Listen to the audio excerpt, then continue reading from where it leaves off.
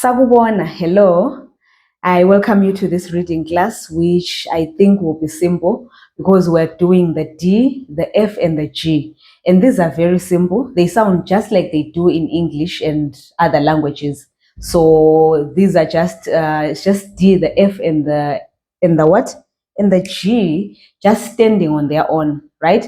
Later you'll learn how to pronounce the D when it's DL or it's NDL or it's ND, things like that. But for now, let's just do them standing on their own like that. Okay. And then, so I'll give you some words to practice with and let's go. Right. Starting with the D. So here is how you pronounce the D syllable.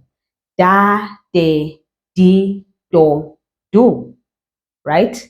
For example, idada, a duck, idelele, okra, idili, a party, idolo, a knee, and idube, a zebra. All right, I think you can agree that that's straightforward. Moving on to the F, fa, fe, fi, fo, fu. Fafaza, that means sprinkle. Okay, fafaza. Moving on, fika, it means arrive. Okay, fika. And lastly, ufudu. Ufudu is a tortoise. All right, so that is the F. Of course, there are more words, but let's just do these ones for today. And then we move on to the G. Ga, ge, gi, go, gu. That's how you pronounce the G in Ndebele.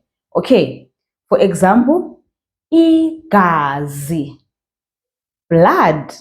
All right, isigelo, that's the G, ge, isigelo. So it's like the G in girl, right? So isigelo is a scissors. Gijima, run, gijima. All right, then we have ugogo, which means grandmother. Ugogo. And lastly, igugu. Igugu is a treasure. All right, I hope it makes sense. Join me in the next reading class.